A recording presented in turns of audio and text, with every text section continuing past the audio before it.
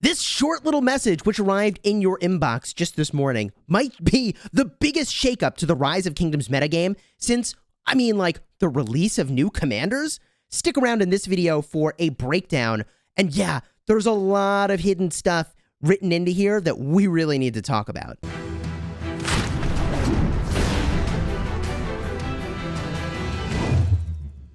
Hello, my friends, and welcome back. I'm Chisgule Gaming, a sponsored content creator for Rise of Kingdoms, and today we're talking about the event adjustments announcement, which went out just this morning and brings massive changes to Rise of Kingdoms.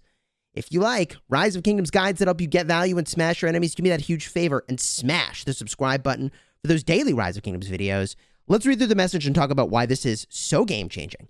Your kingdom is either about to enter or already entered the season of conquest in order to preserve the fairness. Emphasis on the word fairness here. We will be making the following adjustments as a part of the update on or around 3.8. Worth mentioning, by the way, I don't know if I still have it in here. No, I don't. But there was an announcement that came out recently about Heroic Anthem changes, and they said, oh yeah, we're going to make Season of Conquest changes. It's sometime in March. Looks like 3.8 is the date for when all of that stuff is probably coming out, which is exciting. So it's actually like a month away that we're about to get some major changes to the way the endgame works in Rise of Kingdoms. But let's get into the meat of this, baby. Number 1, the event commander list for the Wheel of Fortune and Mightiest Governor events will synchronize among all kingdoms that have finished Lost Kingdom, Season 3 of Light and Darkness. Wow. Wow. That means when your Season 3 of KVK ends, which is Attila Takeda meta, you're going to get jumped up to whatever is on the Wheel of Fortune or Mightiest Governor for the latest and greatest kingdom. But there's more. It's not just that. Governors can choose event prize commanders from said list at the beginning of each new instance of these events. What? Are you telling me?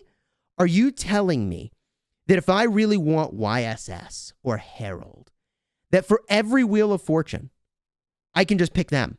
I could fully Wheel of Fortune max a commander from the Wheel of Fortune and skip a commander I don't want? What? Are you...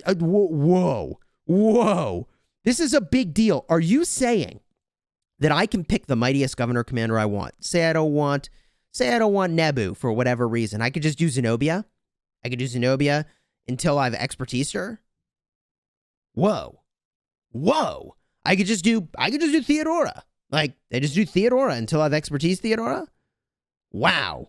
I mean, this is a huge change. This is a massive change to the way that Mightiest Governor will be experienced. This is a massive change to the way that Wheel of Fortune will be experienced. Because now, you want one of those Wheel of Fortune commanders? Do them on the wheel 8 times, 10 times, 20 times for free-to-play players. This is a big deal. Why is it a big deal? Let's say you're working on a commander, okay?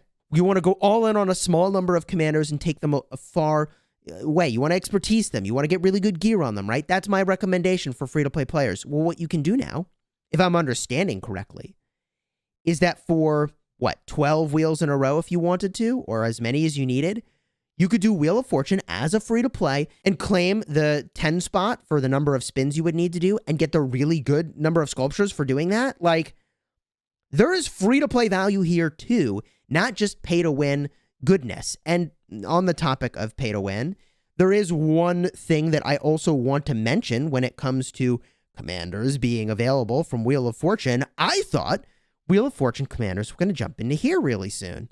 And it does say more commanders will be available for purchase over time. Well, wait a minute. How are they going to manage what commanders go into here? Are they going to jump these up based on what everybody has access to as well? Will that be based on Kingdom Age or not? I don't know, but I'm definitely going to be watching. Definitely going to be watching. Use those Chisgule watching emojis. You know what I'm talking about. Always watching. Always watching! But anyways, I'll be watching for what happens there. In addition, we're not even done. Did find one other thing that's a little weird about this, which is that, okay, so before a whale would do 1 or 2 cycles of a Mightiest Governor commander, maybe expertise them, and then they have to wait until the next commander comes out, right? Well, for these kingdoms that hit KVK Season 4, the Season of Conquest for the first time, this is going to be a season of feast for the whaliest of whale kingdoms and whales, because they are going to go absolutely monster ham Monster Ham? Sure, let's go Monster Ham over these Mightiest Governor events. I mean, think about it. Imagine you got a player like Solimar in your kingdom, right? Who's winning every Mightiest Governor because they can.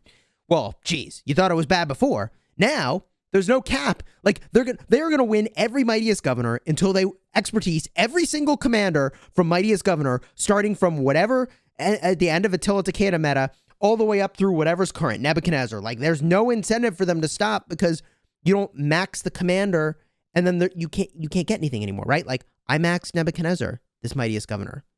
I can't get any more Nebuchadnezzar because I've already expertised him, and that's what's on there. But if I can pick, I mean, what, do I go back and look at Leonidas now and go like, I'd like a Mightiest Governor victory, please? Like, I don't know. I don't know. There's definitely some weirdness that's going to emerge, and we'll have to get a look at our system in Kingdom 75, certainly, to make sure that it's comprehensive and addresses this. And we look perhaps at the number of sculptures players get over time and contribution across multiple KVKs to make sure that our contribution-based system of arranged Mightiest Governors are totally fair. And by the way, if you want to understand an arranged Mightiest Governor, card up in the top if you'd like to check that out. Even more incentive, by the way, to be in a kingdom now that rewards contribution over whaley whaleness, because I mean, in our kingdom, the players who get the sculptures are the ones who earn them from fighting in battle, rather than the ones who spend the most. P.S. Ticklefist, great to have you in the kingdom. We appreciate that you spend a lot in the game. Okay, let's jump to the next topic, shall we? A new legendary tavern event will be added, in which governors can recruit a large number of powerful commanders. Wow. So you're saying, now you choose the commander for Mightiest Governor and Wheel of Fortune. I choose the commander. What?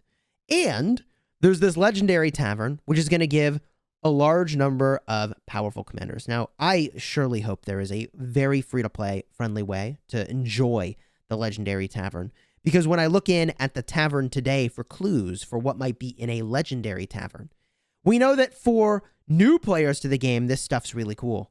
The gold chests are really good. The equipment chests are really good. In the beginning of the game, they're amazing. But now, like, it's not very exciting what you get from these chests, okay?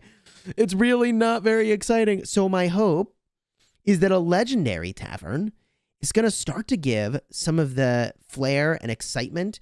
It's going to be a tavern that more experienced players and longer time players in the game will get some enjoyment from, because I'll tell you, gold keys have lost their luster for sure. I mean, I just saved them up for big openings. 5 Mehmet. Oh, I expertised him. Worthless. 5 Tuashita. Well, I already expertised him. They're worthless to me. And I get this is like old account problems, hashtag old account problems going on here. But what I'm trying to say is that I hope that Legendary Tavern brings the excitement back into ripping open packs, right? Like, look, I played Magic the Gathering back in the day, okay? It was very exciting to rip open a fresh pack of cards, and if you were weird like me and every other person who plays Magic the Gathering and will never admit it unless they're really brave, like it's got that like fresh pack smell when you rip open a pack of cards. You know what I'm talking about? It's just the whole experience is you're just like, you really want to get something exciting, right? You know what I'm talking about. Anyone who played Magic the Gathering knows exactly what I'm talking about. Well, there should be that feeling in this game, and I'm hopeful that Legendary Tavern will bring that. I don't know. Maybe I'm just hyping something up that probably won't get there to the new pack smell that you got from Magic the Gathering back in the day. Enough rambling, Chisgule. I think this is exciting, but what do you see here that I'm missing? What am I missing about this that's not exciting?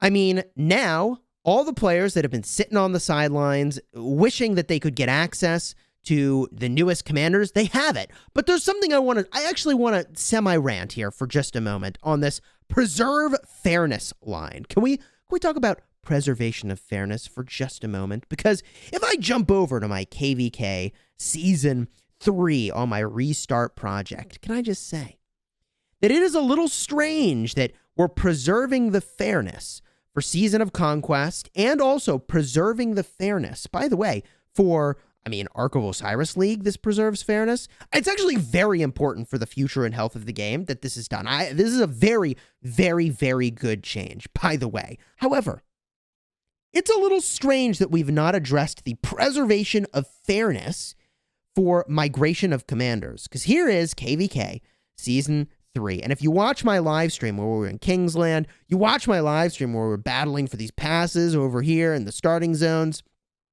you know that we've got a Zenobia in our kingdom. Like, it's KVK Season 3, and they had Theodora, so, like, they had an A option that was pretty good, too, using Martel Theodora.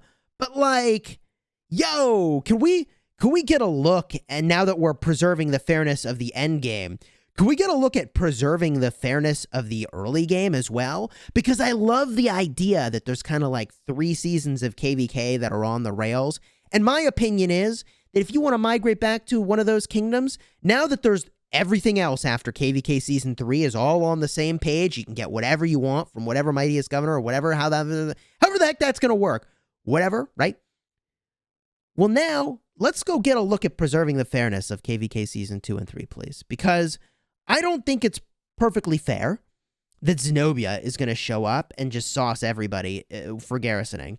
I don't think it's perfectly fair that YSS and Theodora are in here, right? Like, everybody should have access to the same stuff. Now that we've gotten experience, KVK 1 through 3, that is on the rails, please, let's make everybody have access to the same stuff for those KVKs. I think that is only fair and is a logical next step.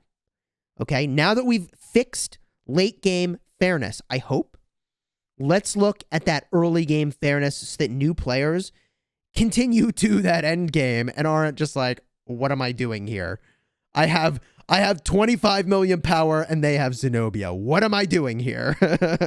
let's not have people be asking that question when they're in the home kingdom, right? Like, dude, that's their kingdom, right? Like, I mean, now I'm sort of ranting a little bit, and people seem to like when I let off the chain a little bit here, but, like, this is my kingdom that I started in. Actually, I migrated to this one back a little bit, so, you know, but only by one season of KVK did our group go back, because we got wrecked in KVK Season 2, so we did it again. But that's not what I'm talking about as being super concerning. Super concerning is, like, I got somebody who did Season of Conquest. Oh, and by the way, on the topic of preserving fairness, one more thing, please. Please hear me out on this. Please hear me out on this. This is really important. While we're preserving fairness, can we please also, I mean, like, some people are really not going to like this, but the people who are in early kingdoms are going to think this is awesome. But it is probably not fair if I were to migrate back to KVK Season 2 with a Helm of the Conqueror using a Hammer of Sun and Moon card up in the top. If you want to see when I was crafting these, it was a lot of fun. This was definitely exciting. It's probably not the most fair thing in the world if I could bring, say a Ring of Doom, a Horn of Fury, back to KVK Season 2 and 3. All I'm saying is I would love if the developers really, truly get a look at having the greatest experience possible for players that are in KVK 1 through 3 so that they get to the end game and play the game for a really long time and watch my videos for the rest of time. Consider subscribing if you enjoyed this video. I mean, my YouTube channel is not worth much if nobody's playing the game, so I hope that we address fairness throughout the game so that everybody wants to play for the rest of time, and we're all talking about Chisgule videos. Subscribe, throw a like on here, and until next time, I'm out of control this morning. I'm sorry. I apologize for nothing. Until next time, you have fun smashing the kingdom, and I'll see you in the next one. And I'm just having so much fun. I'm going to keep talking. I don't even know what I'm going to talk about. Just leave a comment. Thank you. I appreciate you. Thank you. Okay, bye.